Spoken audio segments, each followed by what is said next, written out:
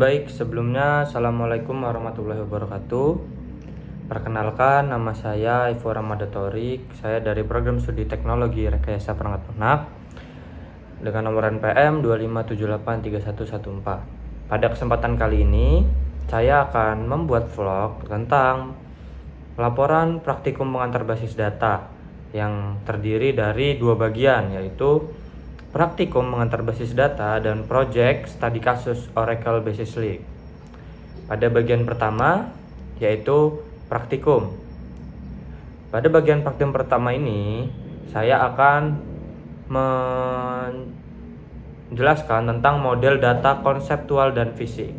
Pada bagian ini saya mempelajari dua jenis model data, yaitu model konseptual dan juga model fisik. Model konseptual ini masih bersifat umum dan belum teknis ya. Yang pertama, fungsinya. Fungsi dari model konseptual yaitu yang pertama memahami kebutuhan sistem. Yang kedua, mempermudah komunikasi antara user dan developer. Yang ketiga, mengidentifikasi entitas dan relasi. Yang keempat, yaitu mengurangi kesalahan desain, dan yang terakhir yaitu menjadi dasar model lanjutan. Contoh dari model konseptual ini yaitu ada Entity Relationship Diagram dan juga UML Diagram.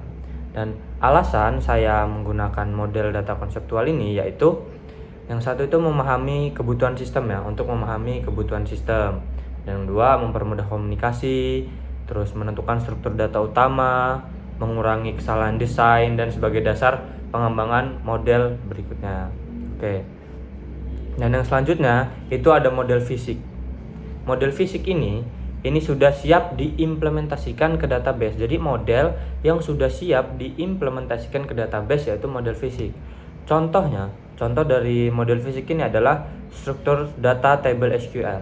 Nah, ini termasuk dalam model fisik. Yang kedua itu ada tipe data dan primary key and foreign key.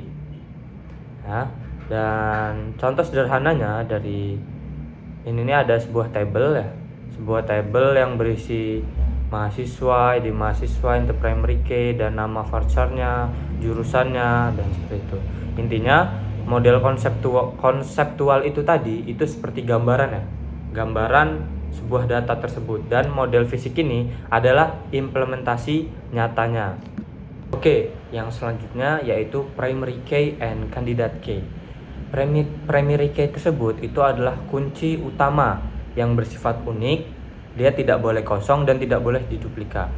Contohnya dari primary key ini ya, tipe data primary key ini ada seperti kayak nama mahasiswa, NIM-nya berapa, NPM-nya berapa, itu tidak boleh duplikat, tidak ada duplikat. Jadi setiap data masing-masing data yang ingin dikumpulkan itu berbeda. Dan juga ada seperti ID produk ya. ID produk seperti yang di jajanan-jajanan itu kan belakangnya ada ID. Nah, setiap barang-barang yang berbeda itu ID-nya juga berbeda. Dan yang selanjutnya yaitu ada candidate key. Candidate key ini adalah kunci alternatif yang juga unik, tetapi tidak dipilih sebagai primary key. Ya, contohnya itu ada email, nomor HP. Jadi kesimpulannya primary key ini dipilih dari candidate key yang terbaik. Itu kesimpulan. Jadi primary key itu adalah data yang dipilih dari candidate key yang terbaiknya itu dimasukin ke primary key.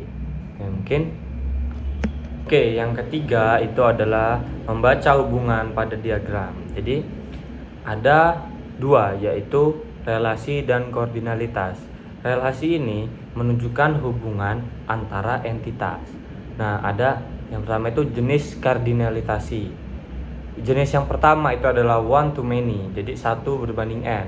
Contohnya, si customer dan datanya itu banyak nge-ordernya berapa.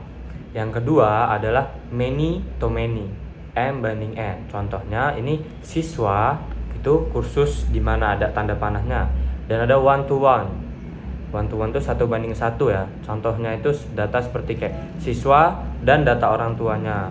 Seperti itu. Jadi gambaran dari jenis kardinalitas itu seperti yang saya sebutkan tadi. Dan yang kedua itu ada optionalitas. Optionalitas ini menunjukkan apakah relasi ini wajib atau tidak. Contohnya, siswa itu wajib punya jurusan. Jurusan boleh tidak punya siswa, tapi siswa itu wajib punya jurusan apabila ada di dalam tersebut. Tuh. Saya akan menjelaskan contoh dari hubungan antar entitas. Yaitu nih, misalnya hubungan antar entitas tadi itu ada siswa dengan jurusannya.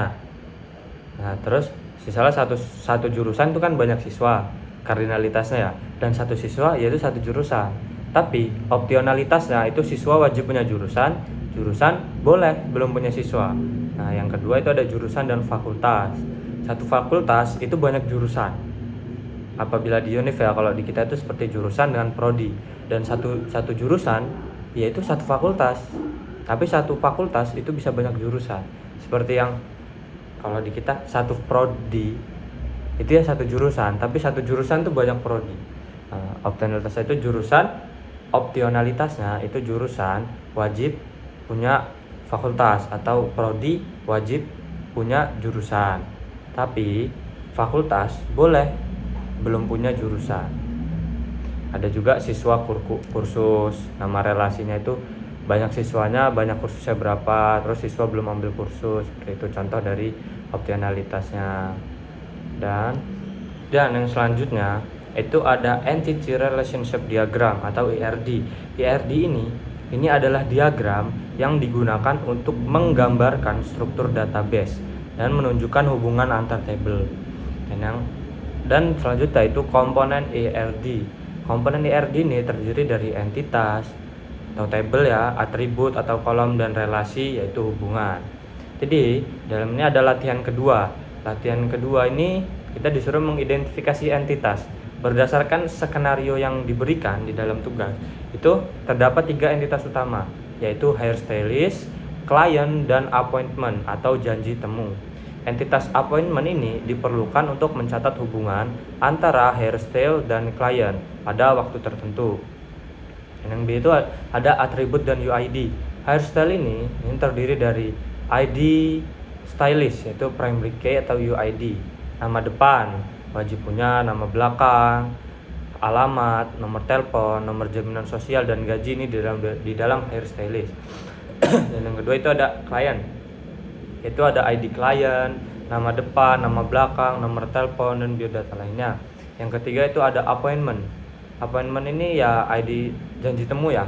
Appointment ini ada tanggalnya itu wajib, tanggal berapanya dan gimananya. Dan yang C di hasil analisis tadi itu ada hairstyle appointment. Kardinalitas 1:n. Seorang hairstylist dapat melayani banyak appointment dalam satu hari atau tidak sama sekali. Jadi seorang hairstylist ini dapat melayani appointment itu seperti dia bisa banyak menentukan janji di dalam satu hari, tidak hanya satu janji, dan juga dalam satu hari itu tidak sama sekali menjadwalkan janji, seperti itu. Dan yang kedua itu ada client appointment. Kardinalitasnya itu 1:n. Seorang klien ini dapat memiliki beberapa appointment atau tidak memiliki appointment sama sekali, seperti yang tadi dijelaskan.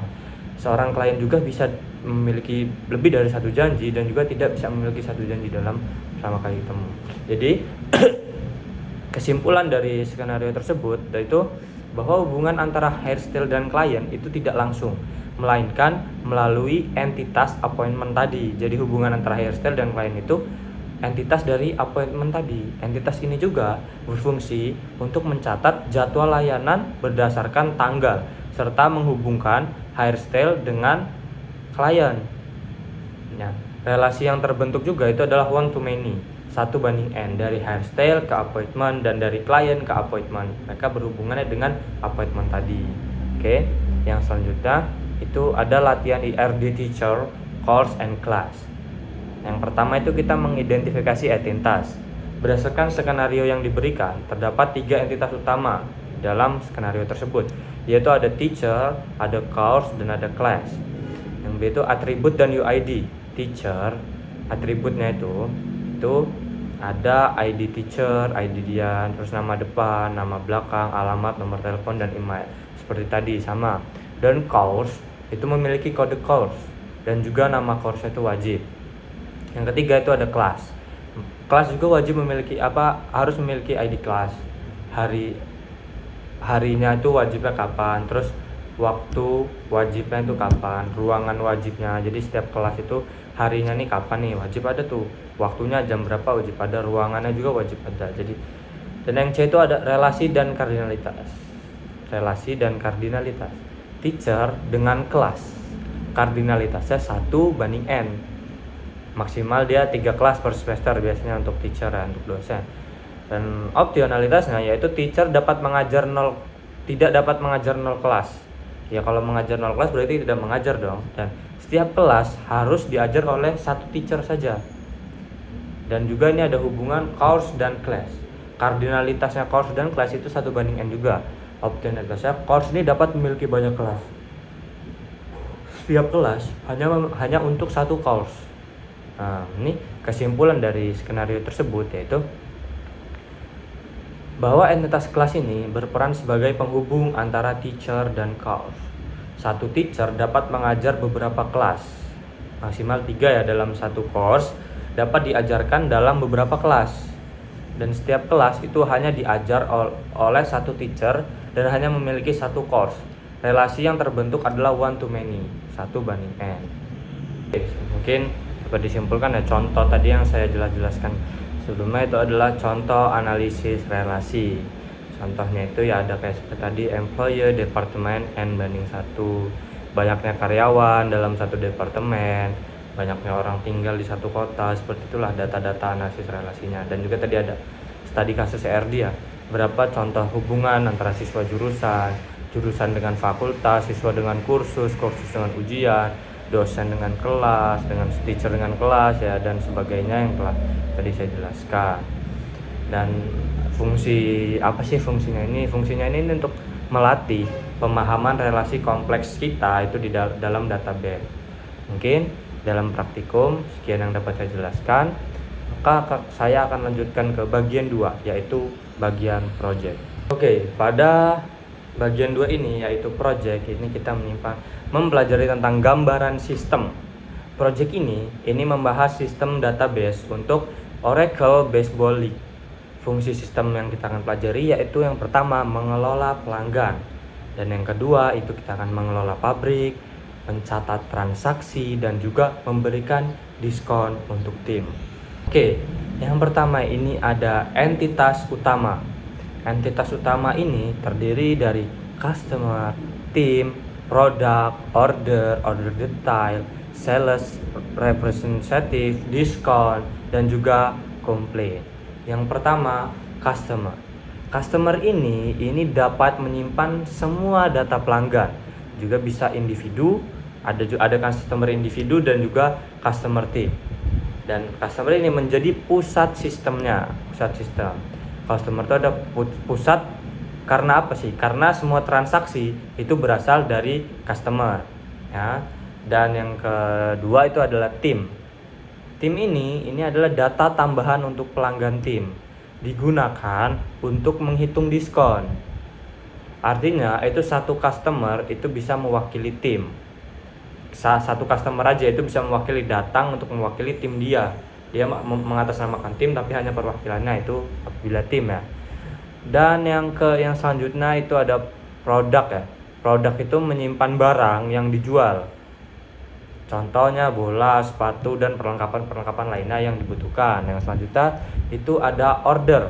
Order ini data transaksi pembelian, contohnya seperti order apa kayak hari dia order apa aja, ID ordernya gimana, ada kode khususnya juga ya.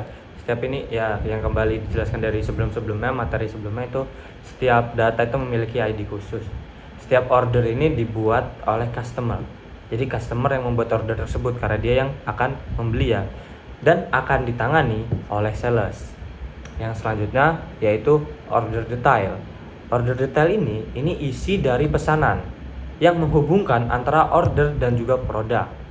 Jadi isi dari pesanan ini itu ada yang barang yang dibelinya, kuantitasnya, harga, dan segala macam lah ya, seperti kita di stroke itu ya, apa yang kita pesan dan segala macam. Dan ini table order detail ini sangat penting. Yang pertama itu karena satu orang itu bisa ngorder banyak sekali produk.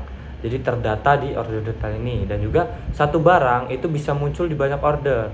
Satu barang nih, satu produk bisa muncul di berbagai orderan orang, nggak cuma satu orang yang memesan produk tersebut. Oke. Selanjutnya itu ada produk ya. Produk itu data barang yang dijual tadi. Ada selanjutnya itu sales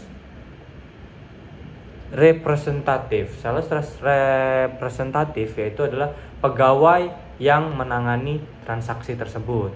Jadi, pegawai yang menangani transaksi tersebut itu disebut sales representatif. Satu sales ini bisa ingat, satu pekerja sales bisa menangani banyak orderan. Jadi dia nggak cuma menangani satu orderan ya. Dan yang selanjutnya itu ada diskon. Diskon ini opsional ya. Ini menentukan diskon berdasarkan jumlah pemain. Di dalam yang kita observasi itu diskonnya ini untuk tim. Semakin banyak pemain, maka diskonnya juga lebih besar. Dan yang selanjutnya itu ada komplain. Komplain ini itu menyimpan keluhan pelanggan. Jadi disediakan juga fitur untuk pelanggan memberikan pendapat nih, apakah puas atau tidak setelah berbelanja di toko tersebut. Oke. Yang selanjutnya yaitu penjelasan antar relasinya ya. Penjelasan antar relasi antar entitasnya. Yang pertama itu ada customer, order. Satu customer bisa memiliki banyak penjelasan. Yang pertama hubungannya, penjelasannya. Yang kedua order dengan order detail. Order dengan order detailnya juga 1 berbanding n. Satu order bisa berisi banyak item. Nah, yang tadi sudah dijelaskan, ini penjelasan singkatnya. Dan yang ketiga itu ada produk dengan order detail. Satu produk itu bisa muncul di banyak pesanan. Yang ketiga itu ada sales dengan order. Satu sales menangani banyak transaksi. Yang selanjutnya ada customer dengan tim. Customer ini bisa mewakili tim. Satu customer ya tadi bisa mewakili banyak tim. Dan juga ada tim dengan diskon. Diskon, besarannya diskon itu tergantung jumlah timnya berapa, banyaknya tim ini berapa. Dan ada juga produk dengan inventory. Setiap produk pasti memiliki stok. Oke, berikut ini adalah penjelasan detail dan lengkap dari model data IRD untuk sistem database Oracle Basebolic ya. Yang pertama itu gambaran umum sistem. Sistem database OBL ini dirancang untuk mengelola pelanggan, mengelola produk, mencatat transaksi pemesanan, menangani diskon khusus tim, dan juga mendukung aktivitas sales representatif. Yang kedua, entitas dan penjelasan detailnya ya. Customer ini sebagai pelanggan. Pelanggan ini menyimpan semua data, deskripsinya ini menyimpan semua data pelanggan baik individu maupun tim. Ya, peran dalam sistem customer ini itu sebagai entitas utama karena pusat transaksinya itu ada di customer tadi ya. Ini kesimpulan dari penjelasan table IRD tadi. Dan yang B itu ada tim. Tim ini deskripsinya itu entitas khusus untuk pelanggan yang membeli atas nama tim. Oke, peran tim ini itu menyimpan data tambahan yang tidak dimiliki pelanggan individu karena di dalam satu tim berisi banyak banyak orang. Digunakan untuk perhitungan diskon juga karena di dalam tim ada diskonnya. Yang C itu ada produknya juga deskripsinya menyimpan daftar barang yang dijual oleh OBL. Perannya ini sebagai referensi barang dalam transaksi, digunakan juga dalam detail pesanan. Selanjutnya ada order, mewakili transaksi pembelian oleh pelanggan, menyimpan header transaksi, menghubungkan pelanggan dan sales. Ada order detail, berisi juga deskripsinya ini berisi rincian produk yang dibeli dalam satu pesanan. Terus peran order detail mengatasi relasi many to many antara order dan produk, menyimpan detail item per transaksi. Yang F itu ada sales representasi yang sudah dijelaskan tadi, yaitu pegawai yang menangani penjualan. Ada juga diskon. Diskon ini adalah aturan. Diskon ini berdasarkan jumlah pemain tim, catatannya. Dan perannya juga menentukan diskon untuk tim, membuat sistem fleksibel jika aturan berubah. Ada juga sistem komplain, yaitu menyimpan keluhan pelanggan. Oke, selanjutnya saya akan menjelaskan tentang analisis dan perancangan model data sistem Oracle Basebolic ya.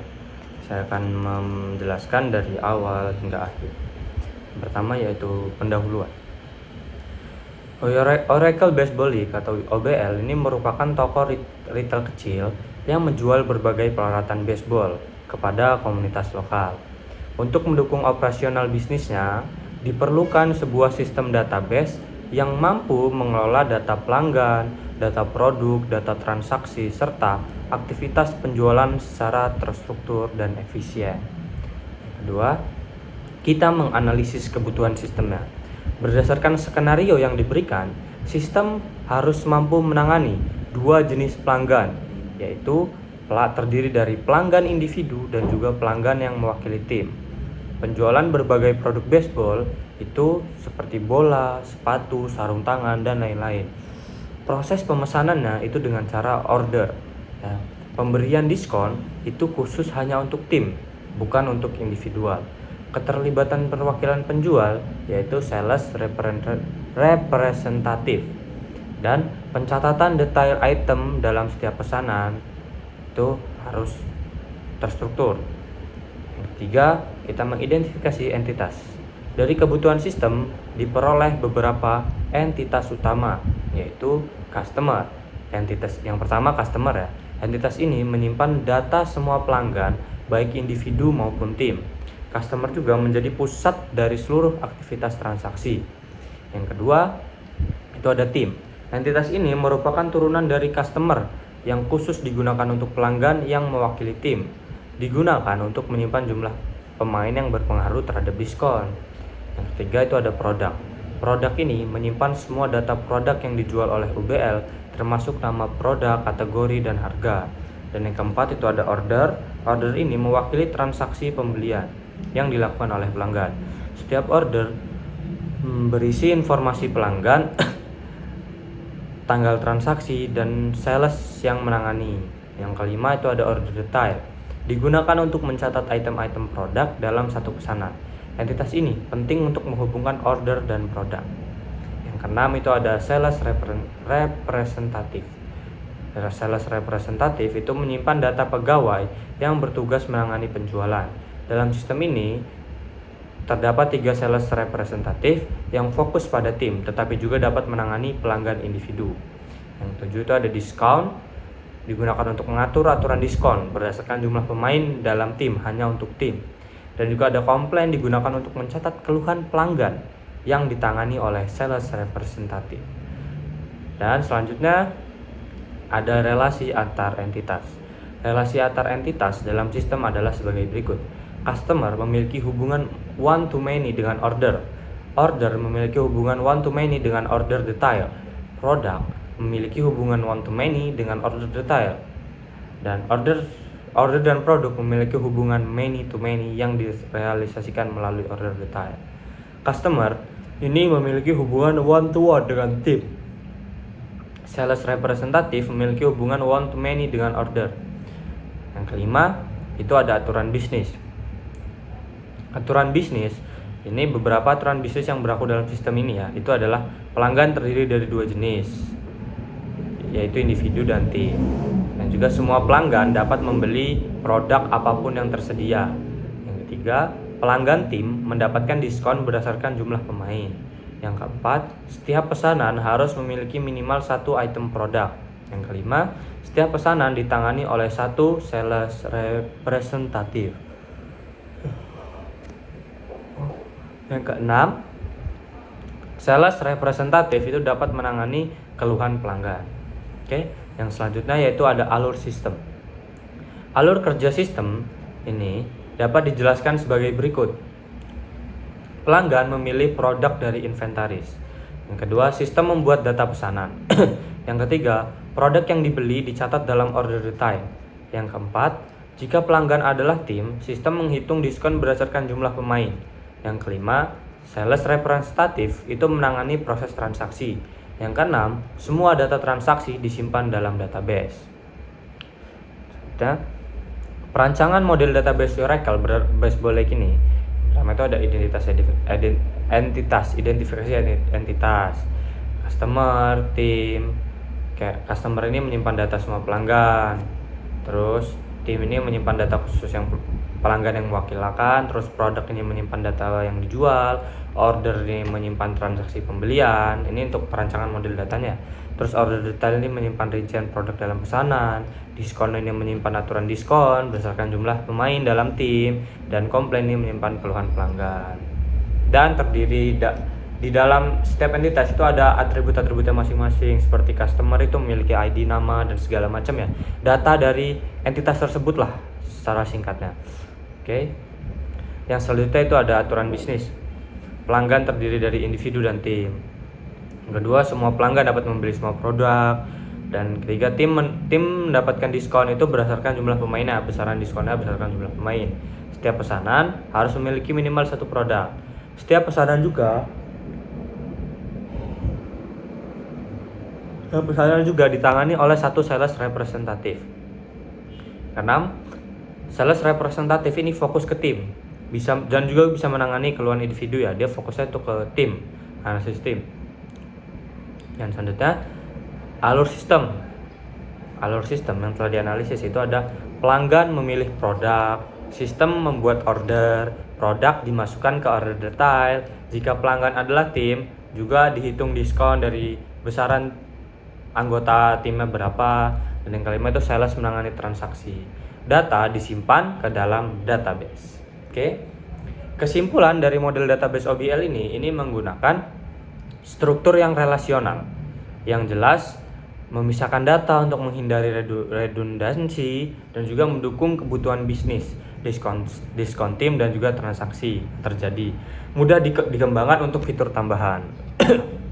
Pertama ini saya akan menjelaskan juga ERD, Entity Relationship Diagram. Tujuan kita memakai ERD pada OBL ini apa sih? Karena kita juga untuk menyimpan database, itu kita memakai ERD.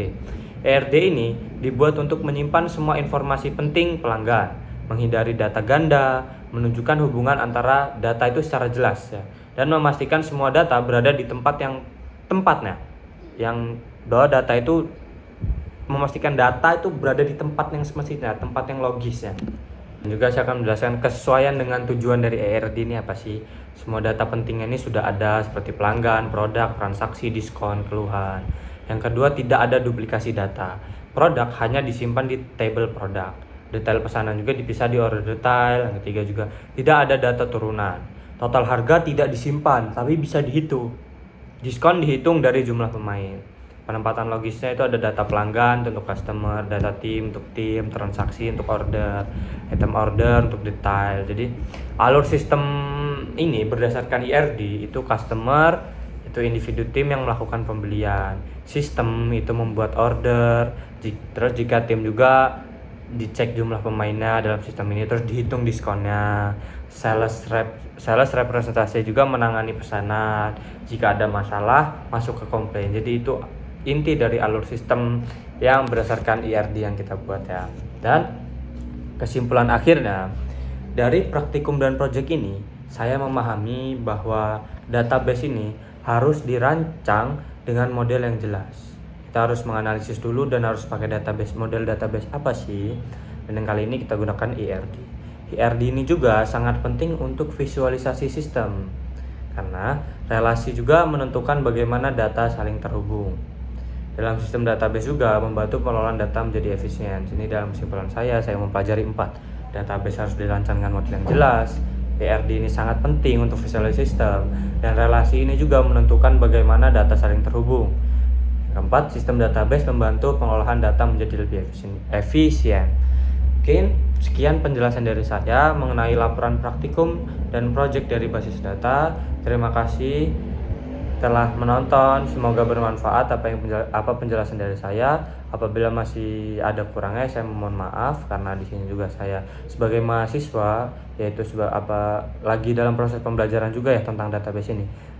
Mungkin itu saja, saya akhiri. Wassalamualaikum warahmatullahi wabarakatuh.